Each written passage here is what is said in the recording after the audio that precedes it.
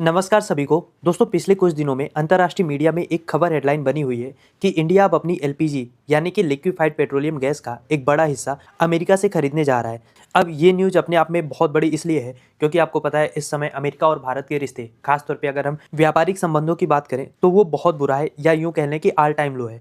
America ने भारत पे 50% से ज़्यादा टैरिफ लगा रखा है और दोनों देशों के बीच में अभी तक कोई ट्रेड डील साइन नहीं हुई है। ऐसे में भारत सरकार का ये फैसला कि भारत सरकार की जो सरकारी तेल कंपनियां हैं वो 2026 के नए फाइनेंशियल ईयर से एलपीजी इंपोर्ट जो हम करते हैं उसका 10% हिस्सा अमेरिका से आएगा। अब ये खबर, ये समझौता अपने आप में इतना इंपॉर्टेंट इसलिए है क्योंकि पहली बार भारत की पब्लिक सेक्टर ऑयल मार्केटिंग कंपनियों ने यूएस से इतनी बड़ी मात्रा में एलपीजी खरीदने के लिए एक लॉन्ग टर्म एग्रीमेंट किया है। पिछले कई सालों से भारत अपनी एलपीजी ज़रूरतों के लिए मेनली मिडल ईस्ट पे निर्भर रहा है, जिसमें कतर और सऊदी अरब हमारे मेन सप्लायर रहे हैं। इसीलिए ये डील जो हमारी निर्भरता है मिडल ईस्ट पे, कहीं ना कहीं उसको भी डाइवर्सिफाई कर रहा है। लेकिन यहाँ पे सवाल ये है कि डाइवर्सिफिकेशन के नाम पे हमने यूएसए को ही क्यों चुना? तो मामला यहाँ पे केवल डाइवर्सिफिकेशन का नहीं है, ये बस इसका एक फ़ायदा है।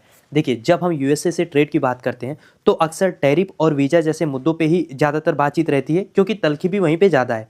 ऐसे में भारत का यूएस को अपनी तेज़ी से बढ़ती हुई एलपीजी मार्केट का 10% शेयर देना कई लोगों को हैरान भी कर सकता है। लेकिन इसका जवाब कोई इमोशनल जवाब नहीं होगा, बल्कि पूरी तरीके से आर्थिक और व्यवहारिक होगा। देखिए, पेट्रोलियम और प्राकृतिक गैस मंत्री हरदीप सिंह पुरी ने भी इस डेवलपमेंट पे जोर दिया, जिसमें उन्होंने बताया कि ये कदम वैश्विक कीमतों की अस्थिरता के बावजूद उपभोक्ताओं को कम दाम पर एलपीजी उपलब्ध कराने की सरकार की रणनीति का हिस्सा है। इसका मतलब आप ये समझ रहे होंगे कि हमें यूएसए से जो हम एलपीजी खरीदेंगे वो मिडल ईस्ट की तुलना में सस्ता मिलेगा। तो आप बिल्कुल सही समझ रहे हैं, अमेरिका आज भी दुनिया में लिक्विफाइड पेट्रोलियम गैस का सबसे बड़ा उत्पादक और निर्यातक है। और इसका मेन रीजन है सेल गैस एक्सट्रैक्शन की क्रांति जो अमेरिका में आई थी। तो इसमें होता क्या है कि सेल गैस के उत्पादन के दौरान नेचुरल गैस लिक्विड के रूप में एलपीजी भी बड़े पैमाने पे निकलता है। यानी निकाल ये सेल गैस रहे हैं, उसके साथ साथ इनको एलपीजी एक तरीके से फ्री में मिल रहा है, या यूँ कहें कि उसके लिए अलग से इनको लागत नहीं लगानी पड़ रही है या बहुत कम लगानी पड़ रही है। तो ये जो को प्रोडक्शन है ये अमेरिका को एक यूनिक कॉस्ट एडवांटेज देता है। और इसी सेल एक्सट्रैक्शन की टेक्नोलॉजी के कारण अमेरिका में एलपीजी का जो बेस प्राइस है वो मिडल ईस्ट के पारंपरिक तेल और गैस उत्पादकों की तुलना में काफ़ी कम है। हालांकि यहाँ पे एक बात और भी सच है कि मिडल ईस्ट भारत के काफ़ी करीब है, जबकि उसकी तुलना में यूएस से काफ़ी दूर है। तो यूएस से भारत की एलपीजी का जो शिप है यानी कि शिपिंग कॉस्ट वो मिडल ईस्ट की तुलना में काफ़ी ज़्यादा होने वाली है। लेकिन विश्लेषकों का मानना यह है कि बेस प्राइस में अंतर इतना ज़्यादा है कि लंबी दूरी होने के बावजूद भी जो ओवरऑल कॉस्ट है वो सस्ता पड़ेगा और भारत को अमेरिका से एलपीजी लेना सस्ता पड़ेगा। और इस डील का सबसे सीधा और महत्वपूर्ण प्रभाव भारत के घरेलू उपभोक्ताओं पर पड़ेगा, खासकर प्रधानमंत्री उज्ज्वला योजना के लाभार्थियों पे, क्योंकि भारत सरकार गरीब और मध्यम वर्ग को राहत देने के लिए एलपीजी सिलेंडरों पे भारी सब्सिडी देती है।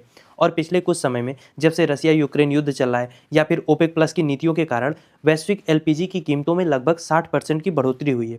और भले ही वहाँ पे कीमतें बढ़ी हैं, यानी वैश्विक लेवल पे कीमतें बढ़ी हैं, लेकिन सरकार ने चुनावी माहौल और गरीब कल्याण को देखते हुए उपभोक्ताओं को 400 से 500 रुपए तक की सब्सिडी जो दे रहे थे वो उसको बंद नहीं किया है, उसको जारी रखा है। और रिपोर्ट्स के अनुसार इस सब्सिडी के कारण भारत सरकार को 40,000 करोड़ रुपए का अतिरिक्त वित्तीय बोझ उठाना पड़ता है। अब सस्ती अमेरिकी एलपीजी खरीदने से भारत सरकार की खरीद की लागत कम हो जाएगी, और जब खरीद की लागत कम होगी तो फिर सब्सिडी के कारण जो हमारे ऊपर वित्तीय बोझ पड़ रहा है वो भी कम हो जाएगा। और कहीं ना कहीं ये कदम भारत का जो फिजिकल हेल्थ है उसके लिए भी बहुत अच्छा है, क्योंकि काफ़ी हद तक ये सुनिश्चित करेगा कि अंतर्राष्ट्रीय बाजार में प्राइस में भले ही उतार चढ़ाव आए लेकिन इसका प्रभाव हमारे घरेलू उपभोक्ताओं पर कम ही पड़े।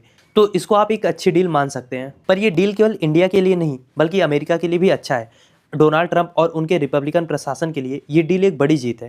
ट्रंप हमेशा से ट्रेड डील्स को अमेरिका के लिए रोजगार और एक्सपोर्ट्स बढ़ाने के रूप में देखते हैं। ऐसे में ये डील भारत को अमेरिकी एलपीजी का एक नियमित खरीदार बनाती है, जिससे भारत को होने वाला अमेरिकी एक्सपोर्ट लगभग 3 से 4% तक बढ़ सकता है। ये ट्रंप के अमेरिका फर्स्ट के नारे को मजबूत करता है। अब आप इसको दूसरे एंगल से सोच के देखिए, अमेरिका ने भारत के ऊपर इस समय दुनिया में सबसे ज़्यादा टैरिफ यानी कि 50% का टैरिफ लगाया है। ऐसे में भी हमने अमेरिका को बायकाट या रिटेलिएट नहीं किया है, बल्कि अब हम उनसे 10% अपना जो एलपीजी का इम्पोर्ट है वो उनको दे रहे हैं। तो ये कहीं ना कहीं दिखा रहा है कि भारत भी डेस्परेटली चाहता है कि अमेरिका के साथ हमारी कोई ट्रेड डील हो जाए, और इसके लिए हम काफ़ी ज़्यादा कंसेशन अमेरिका को देंगे, भले ही वो एक साथ ना दें, क्योंकि भारत सरकार को भी अपनी डोमेस्टिक पॉलिटिक्स देखना होता है। ये ना लगे कि अमेरिका के सामने ये बहुत ज़्यादा झुक गए। अब एलपीजी से कुछ तो ट्रंप को जो उनका ईगो है उसको इंडिया ने सेटिस्फाई किया है, लेकिन ट्रंप प्रशासन लगातार भारत से सोयाबीन और कॉर्न जैसे जो कृषि उत्पाद हैं उनको खरीदने के लिए कह रहा है। अभी तो भारत ने उस पर कोई फैसला नहीं लिया है, लेकिन जब इस तरीके से एलपीजी डील हो रही है तो कहीं ना कहीं भारत उस पर भी कुछ ना कुछ कंसेशन देगा, कुछ ना कुछ वहां से खरीदेगा। और जब ऐसा होगा तो ट्रंप इसको ऐतिहासिक डील बता के एनर्जी सेक्टर और कृषि में जो इनके कोर वोटर्स हैं उनके बीच में ले जाएंगे, उनको बताएंगे कि देखो उन्होंने दुनिया की सबसे तेजी से बढ़ती हुई अर्थव्यवस्था को भी अमेरिकी उत्पादों के लिए खोल दिया, भारत की मार्केट को अमेरिका के लिए खोल दिया। तो कहीं ना कहीं ये एक पॉलिटिकल ट्रांजैक्शन भी है। अगर केवल एलपीजी की बात करें तो ये डील भारत के पर्सपेक्टिव से भी बुरी नहीं है, क्योंकि इंपोर्ट तो हम कर ही रहे थे, अब अमेरिका से हमें कम दाम में मिल रहा है, तो हमें एक आर्थिक लाभ हो रहा है, दूसरा ट्रंप को पॉलिटिकल लाभ हो रहा है। अब देखना यह है कि इस लाभ के बाद जो ट्रेड डील का कांटा दोनों देशों के बीच में अटका हुआ है टैरिफ का, वो कैसे निकलता है। रिपोर्ट्स की माने तो ट्रेड डील की जो बातचीत है उसमें टैरिफ को कम करने के लिए, या फिर यूं कहें कि दो स्लैब में लाने पर ध्यान दिया जा रहा है कि टैरिफ 12% और 15% के आसपास हो। अगर टैरिफ इस स्तर पे आ जाता है तो ये भारतीय एक्सपोर्ट्स के लिए एक बड़ी राहत होगी, खासतौर पे टेक्सटाइल, ज्वेलरी और जो अन्य लेबर इंटेंसिव प्रोडक्ट्स हैं उनके निर्यात में भारी उछाल आ सकता है। भारत ने एलपीजी के रूप में जो कंसेशन दिया है, इससे अमेरिका से ये उम्मीद लगा रहा है भारत की बदले में टैरिफ भी कटौती हो, टैरिफ कम हो। इसके अलावा भारत जीएमओ फ्री सोयाबीन और एथेनॉल ब्लेंडिंग के लिए अमेरिकी कॉर्न खरीदने के प्रस्तावों पर भी विचार कर रहा है। तो कहीं ना कहीं ये डील और आने वाला जो इंडिया और यूएस के बीच में एग्रीमेंट होगा, ट्रेड डील होगी, उससे वापस से दोनों देशों के बीच में संबंध जो है वो थोड़े सुधर सकते हैं।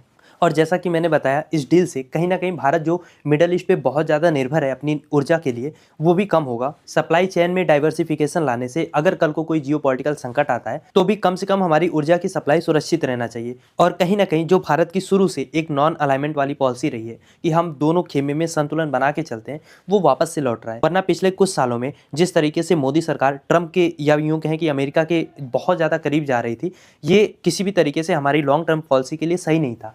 आज का समय भारत एक तरफ रूस से डिस्काउंटेड क्रूड ऑयल खरीदना जारी रख रहा है, जिससे हमारे यहाँ पे पेट्रोल डीजल की कीमतें भले ही कम ना हो रही हों, लेकिन कुछ खास लोगों को, खास व्यापारी वर्ग को फायदा तो हो ही रहा है। दूसरी तरफ जब अब भारत की सरकारी कंपनियां अमेरिका से 10% एलपीजी खरीदेंगी तो कहीं ना कहीं हमारी अमेरिका से भी स्ट्रेटेजिक साझेदारी मजबूत होगी। और ग्रास रियलिटी ये भी है कि अमेरिका के साथ डिफेंस और एडवांस टेक्नोलॉजी की साझेदारी हमें मजबूत रखनी है। ये हमारी डेवलपमेंट के लिए बहुत ज़्यादा जरूरी है, और ये हो इसके लिए ये भी जरूरी है कि ट्रेड रिलेशन अमेरिका और भारत के बीच में अच्छे हों। इसीलिए ये एलपीजी डील या आने वाले समय में और भी जहां भारत कंसेशन करेगा, आप देखोगे ये हमारी रणनीतिक लक्ष्य के लिए एक अच्छा कदम साबित होगा, उसके लिए मददगार होगा। और अगर हम इतिहास में भी देखें ना, तो भारत की ऊर्जा कूटनीति का इतिहास हमेशा से अस्थिर रहा है। 1970 के दशक के तेल के संकट से लेकर हाल ही में जो ईरान पे प्रतिबंध लगे, जिसके कारण हमें तेल खरीदी में तेजी से कटौती करनी पड़ी, भारत हमेशा से अंतर्राष्ट्रीय ऊर्जा राजनीति की चुनौतियों का सामना करता रहा है। और इस एलपीजी डील को लुक वेस्ट पॉलिसी के तहत भी देखा जा सकता है, जहां पे भारत अपने पारंपरिक एशियाई और मध्य पूर्व के देशों के परे पश्चिमी देशों में भी विश्वसनीय ऊर्जा स्रोत ढूंढ रहा है। और ट्रंप ने जब भारत पे हाई टैरिफ लगा के 50% टैरिफ लगा के ट्रेड डील रोक दी थी, तब दोनों देशों के बीच में ऐसा लग रहा था कि ट्रेड वार शुरू हो सकती है। लेकिन ये एलपीजी की डील उस तनाव को भी कम कर रही है, और एक बार फिर से दोनों देशों के बीच में विश्वास बहाल करने के लिए एक सकारात्मक प्रयास के रूप में दिख रहा है। खैर, अब यहाँ पे इंपॉर्टेंट सवाल ये है कि जो हमने एलपीजी में कंसेशन दिया है, या एक दो जगह पे और जो हम कंसेशन देंगे, इससे भारत को यूएसए का वीज़ा यानी H1 वीज़ा में जो छूट है, क्या वास्तव में वो मिल पाएगी? व्यापार टैरिफ में कटौती हो पाएगी? जो 50% है वो घट के 15 से 12% तक आ पाएगा, या क्या कुछ हमें हासिल होगा? क्या सोचते हैं आप इस बारे में? लिखिए अपनी राय कमेंट बॉक्स में।